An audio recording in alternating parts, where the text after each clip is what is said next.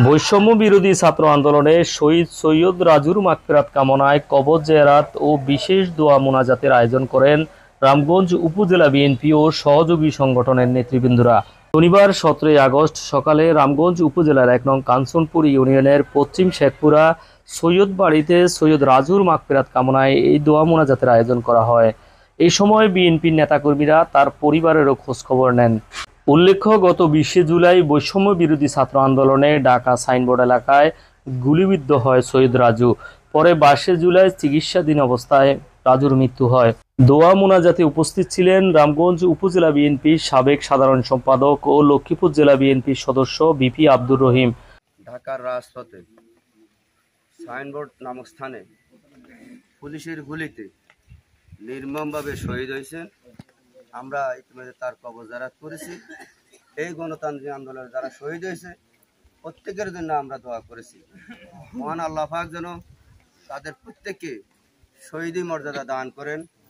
বাংলাদেশের 3 বারের প্রধানমন্ত্রী দেশনেত্রী বেগম খালেদা জিয়াকে দীর্ঘদিন কারাভোগ করতে হয়েছে এবং কারাগারে আমাদের নেত্রীকে মেরে ফেলার ষড়যন্ত্র করেছিল এখনই হাসিনা। আজকে আমাদের নেত্রী এই দেশবাসীর দোয়ায় বেঁচে আছেন এবং উনি এখন কারাগার থেকে মুক্ত। উনি আমাদের নেতা তারেক রহমান, বিএনপির ভারপ্রাপ্ত চেয়ারম্যান, আগামী দিনে রাষ্ট্রনায়ক জনাব তারেক রহমানের বিরুদ্ধে বিভিন্ন হত্যা, খুন সহকারে 37টা মামলা দিয়েছে। তাকে দেশ থেকে নির্বাসিত করেছে। এই সুদূর লন্ডন থেকে উনি বাংলাদেশ জাতীয় দলের প্রত্যেক নেতা কর্মীদের সাথে উনি কথা বলে বিএনপিকে শক্তিশালী ঘাঁটি হিসাবে বিএনপিকে ঐক্যবদ্ধ করার জন্য প্রাণপণ চেষ্টা করেছে। আমরা আশা করি ইনশাল্লাহ উনি বীরের বেশে অচিরে বাংলাদেশে আসবেন। এই আন্দোলন আজকে শেখ হাসিনার পতন ঘটেছে। এই আন্দোলনের জন্য আমাদের ছাত্র ভাইরা, ছাত্রী ভাইরা এই বৈষম্য বিরোধী ছাত্র আন্দোলন করতে গিয়ে তারা যে ঐক্যবদ্ধভাবে শেখ হাসিনার বিরুদ্ধে তারা যে দফা দিয়েছিল, তাদের কোটার জন্য তাদের আন্দোলন হয়েছিল।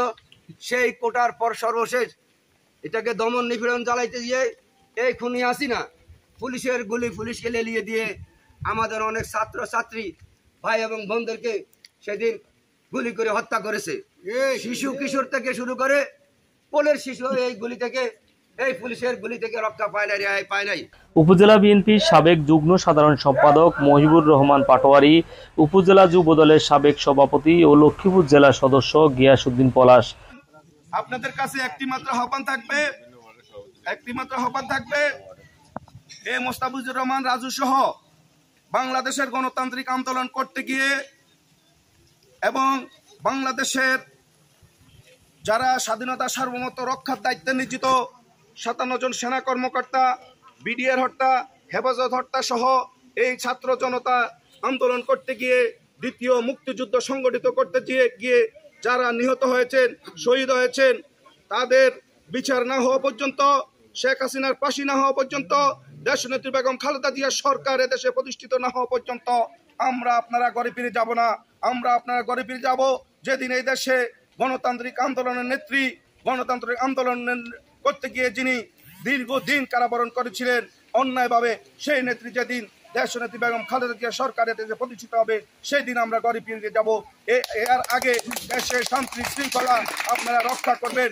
এই দেশে হিন্দু সম্প্রদায় সহ আমরা যেন সবাই কাঁধে কাঁধ মিলিয়ে চলতে পারি সেদিকে লক্ষ্য রাখবেন। উপজেলা যুবদল নেতা আব্দুল আজিজ মজুমদার, উপজেলা শ্রমিক দলের সাধারণ সম্পাদক আব্দুল লতিফ আকন্দ, কাঞ্চনপুর ইউনিয়ন বিএনপির সাধারণ সম্পাদক রাশেদ আলম, যুগ্ম সাধারণ সম্পাদক বোরান হোসেন, সাবেক সাধারণ সম্পাদক কাদের মিয়া, কুদ্দুস পাটোয়ারি, হাজি মহসিন, প্রচার সম্পাদক মুসলিম মিয়া, যুবদলের সাবেক সহসভাপতি ও বিএনপি নেতা রাজ্জাক হোসেন, শহীদ রাজুর বাই ইউনিয়ন যুবদলের সভাপতি মাসুদ আলম মেম্বার, বিএনপি নেতা মামুন কাজী, ইউনিয়ন যুবদলের সহ সাধারণ সম্পাদক মফিজ, মোহাম্মদ হোসেন, নুরুল হুদা, জাহাঙ্গীর হোসেন, বিএনপি নেতা হারুন, নিয়ামত কাজী, ছাত্রদল নেতা আজাদ, যুবদল নেতা বিল্লাল হোসেন সহ অন্যান্য নেতৃবৃন্দ। শাহ আলম, দৈনিক নবযুগের কণ্ঠ, রামগঞ্জ।